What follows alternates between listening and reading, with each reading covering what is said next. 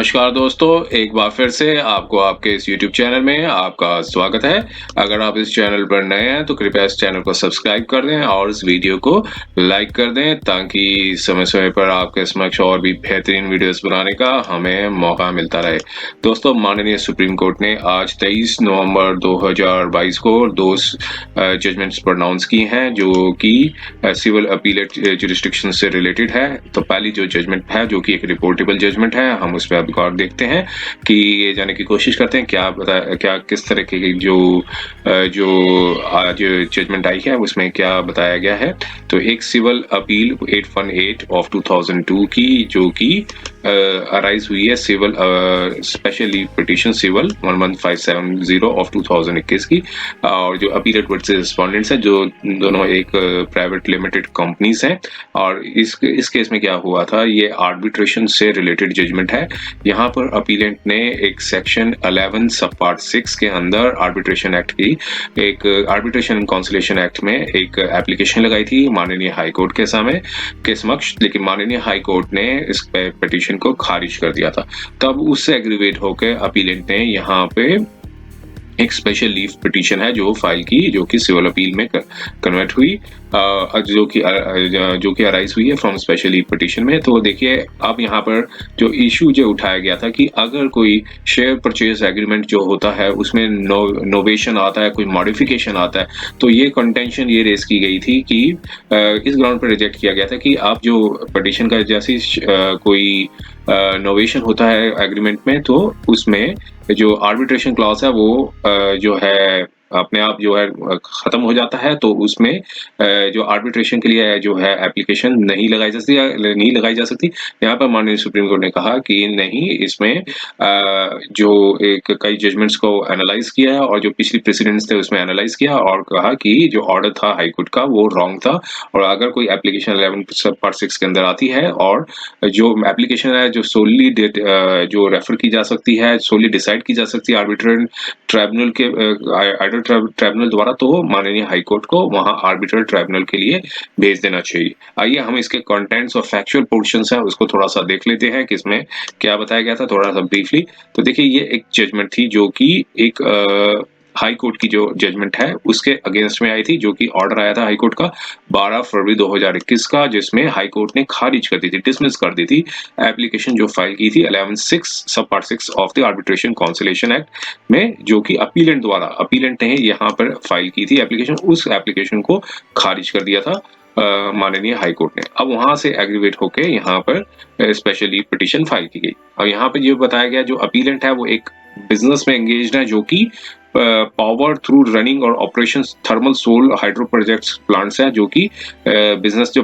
Power produce करते हैं उस बिजनेस से। जो और फिर रिस्पोंडेंट नंबर 2 है जो कि ऑनर है 4.128 मेगावाट सोलर पावर प्रोजेक्ट के, तो जो कि लोकेटेड है 20 एकड़ ऑफ जो विलेज है एक रंगारेड्डी डिस्ट्रिक्ट है तेलंगाना में, वहां पे लोकेटेड है। और रिस्पोंडेंट नंबर 2 और 3 थे 3 जो इस केस में है वो प्रमोटर्स हैं जो कि 100% शेयर होल्डर्स है रिस्पोंडेंट नंबर 1 कंपनी के। अब यहाँ पर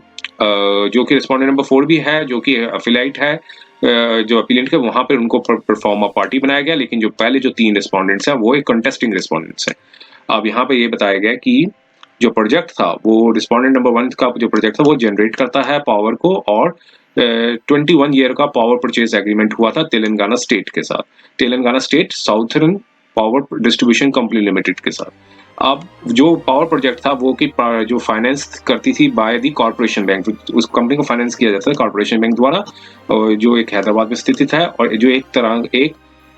टर्म लोन अकाउंट था वो खोला गया था सोनसो, जो कि पार्शली फाइनेंस था। ये एक कंपनी का नाम है venture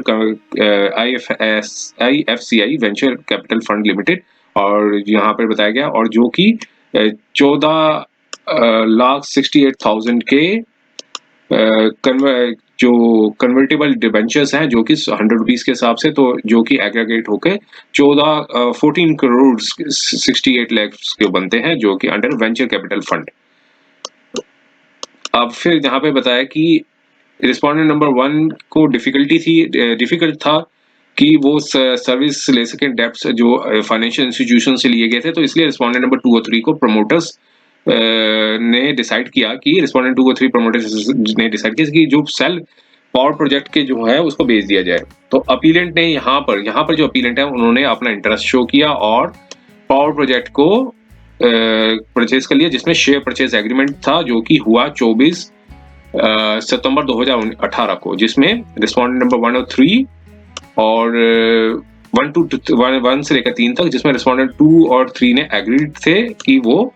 100% ownership of respondent number 1 जो है वो एग्रीमेंट में कहा कि जितने भी एसेट्स हैं, लैंड्स हैं, बिल्डिंग्स हैं, प्लांट्स, इक्विपमेंट्स हैं,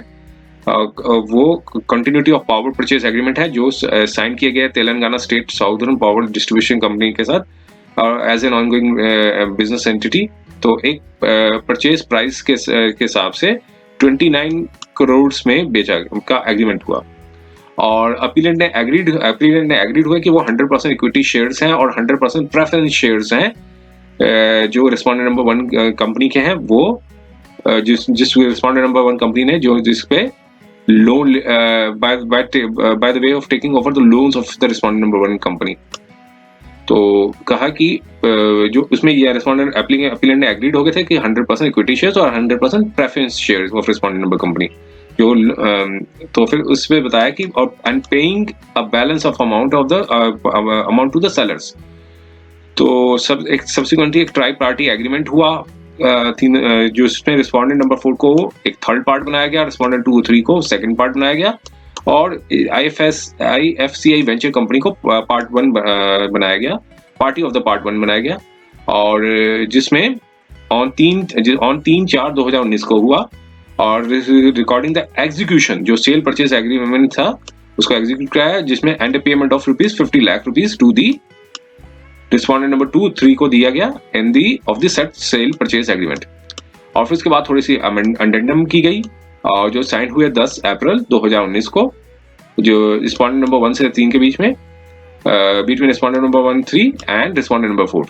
और जिसमें रिस्पोंडेंट नंबर 1 3 ने एग्रीड हुआ कि वो रिमिट करेंगे 1.65 crore to the respondent number 1 2 3 और to regularise the loan with the corporation bank and facilitate the transfer of the project company. और फिर इसके बीच में डिस्प्यूट राइजेस हुआ, कमर्शियल कोर्ट में डिस्प्यूट गया जिसमें सेक्शन 9 के अंदर लगाया गया उसमें और of the act section 9 of the act of 1996 के अंदर लगाया गया कि और इसमें मांगा उसमें सीकिंग टू रेस्ट्रेन रिस्पोंडेंट को रेस्ट्रेन करने के लिए बोला कि वो अपने शेयर्स को एलिनेट ना करें। कमर्शियल कोर्ट ने एक एड इंटरम इंजंक्शन दे दिया कि रिस्ट्रेन किया रिस्पोंडेंट नंबर 1 रिस्पोंडेंट्स को कि वो अपने एलिनेट शेयर्स हैं ना करें और ये ऑर्डर दिया गया था 19 जून 2020 का। और इसके बाद अपीलेंट ने एक लेटर भेजा 22 जून 2020 को कि आर्बिट्रेशन क्लॉज को इन्वोक करवाया और कहा कि क्लॉज 10 थी जो सेल परचेज एग्रीमेंट का और उसमें कहा गया कि जो रिस्पोंडेंट नंबर 1 2 3 जो है वो अपना डिस्प्यूट्स हैं रिस्पोंडेंट नंबर 1 2 3 के साथ वो अपने डिस्प्यूट्स आर्बिट्रेशन से रिजॉल्व करना चाहते हैं, सेटल करना चाहते हैं। और जो अपीलेंट ने एक आर्बिट्रेटर थे उनको अपॉइंट किया जो कि engineer and techno legal consultant थे हैदराबाद के एज एन आर्बिट्रेटर और लेटर रिक्वेस्ट किया कि रिस्पोंडेंट नंबर 1 3 को कि वो भी अपना नॉमिनी आर्बिट्रेटर अपॉइंट करें और ताकि एक आर्बिट्रेटर ट्राइब्यूनल जो 3 मेंबर्स का कॉन्स्टिट्यूट हो सके जो कि डिस्प्यूट को रिजॉल्व कर सके। कोई रिस्पांस नहीं आने के बाद जो है एप्लीकेशन 11 सब पार्ट 6 के अंदर एप्लीकेशन फाइल की जो कि खारिज हो गई by the order pass by the high court. अब उससे एग्रीवेट होकर यहाँ पर सुप्रीम कोर्ट में अपील डाली गई। अब थोड़ा सा इसमें हम बता देते हैं कि इसमें हुआ क्या था। कोर्ट ने यहाँ पर यही बताया कि जो भी एक पीछे जो जजमेंट्स आई हैं उसके ऊपर जो फॉलोइंग डिक्टा ऑफ द कोर्ट थी वो उस पर जो प्रेसिडेंट्स थे उनको देखा कि जो प्रिंसिपल्स क्या कहती हैं जजमेंट्स के, एक नेशनल इंश्योरेंस कंपनी लिमिटेड, वैसी भागड़ा पॉली फैब प्राइवेट लिमिटेड और जिसमें बेंच ने एक जो जजमेंट आई थी जो 2009 की थी वो जिसमें एक पहली प्रीवियस जजमेंट थी SBP and company and versus Patel engineering limited 2005 की और उसमें बताया था कि सेग्रीगेट इश्यूज को किया गया कि एप्लीकेशन जब भी 11(6) के अंदर फाइल की जाती है तो पहले चीजें ये देखनी जाती है कि इश्यूज जो है वो चीफ जस्टिस द्वारा और डेजिग्नेट जो है वो they are bound to decide जब ये 11(6) के अंदर जो फाइल की जाती है, पहली तो चीफ जस्टिस ऑफ कोई उनके जो जज है,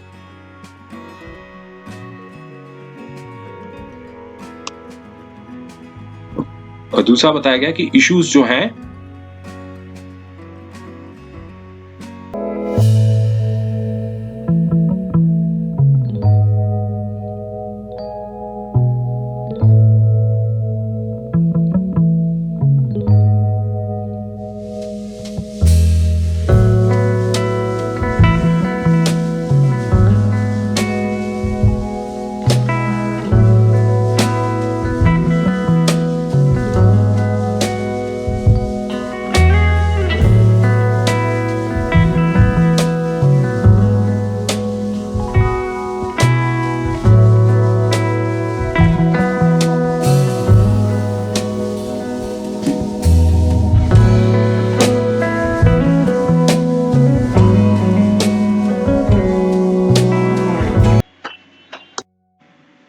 और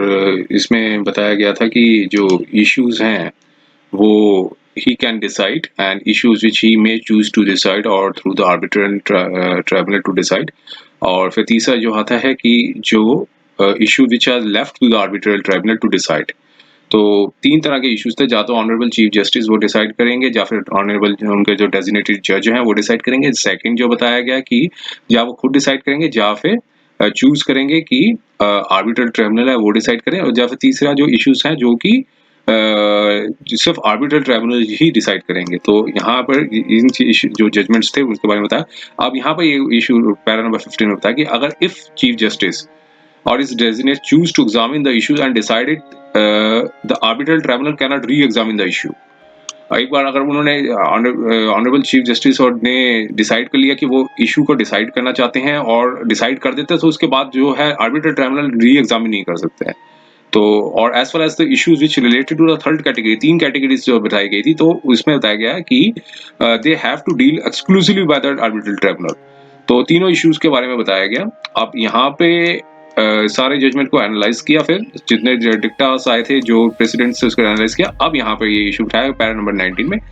अब कोर्ट ने बताया कि जो हाई कोर्ट का जो निर्णय था कि वो ठीक नहीं था। High court was not right in dismissing the petition under section 11(6) of the act of the 1996 filed by the appellant herein by giving a finding a novation of the share purchase agreement between the parties of the said aspect would have been the bearing on the merits of the controversy between the parties. तो यहाँ पर यही बताया कि high court का right नहीं थे कि डिसमिस किया उन्होंने जो पिटीशन 11(6) के अंदर, जो कि अपीलेंट ने एप्लीकेशन जो फाइल की थी 11(6) के अंदर, और bye giving a finding on novation की सिर्फ की मेनली जो एग्रीमेंट है वो नोवेट हो गया है शेयर परचेज एग्रीमेंट। तो जो पार्टीज को बेयर करना है कि वो जो मेरिट्स पे कंट्रोवर्सी को बेयर करना है बिटवीन द पार्टीज, तो therefore it must be left to the arbitrator और must be left to the arbitrator to decide on the side issues. तो हेंस द इम्पिंज जजमेंट जो है ऑर्डर जो पास किया गया हाई कोर्ट का, उसको सेट असाइड कर दिया गया। तो यहाँ पर यही कंक्लूजन निकल के आया कि जब एग्रीमेंट नोवेशन होने के बाद जो है हाई कोर्ट जो है आर्बिट्रल ट्राइब जो सिर्फ आर्बिट्रेटर के पास जो जाता है इशू, जो इश्यूज है जो आर्बिट्रेटर को डिसाइड करना है, तो वो सिर्फ आर्बिट्रेटर ही डिसाइड करेंगे इसमें। तो इसलिए हाई कोर्ट की जो जजमेंट को सेटिस्फाइड कर दिया। तो इस केस में यहाँ पर अपॉइंट कर दिया एक आर्बिट्रेटर, जो ऑनरेबल सुप्रीम कोर्ट के जो जज थे उनको आर्बिट्रेटर जो सोल आर्बिट्रेटर अपॉइंट कर दिया ताकि वो डिस्प्यूट को रिजॉल्व कर सकें और ये एप्लीकेशन को जो अलाउ कर दिया। तो ये था आज की जो जजमेंट थी। उम्मीद है ये वीडियो आपको पसंद आया होगा। अगर ये वीडियो आपको पसंद आया तो कृपया इस चैनल को सब्सक्राइब कर दें और वीडियो को लाइक कर दें ताकि समय समय पर आपके समक्ष और भी बेहतरीन वीडियोस बनाने का हमें मौका मिलता रहे। समय देने के लिए बहुत बहुत धन्यवाद।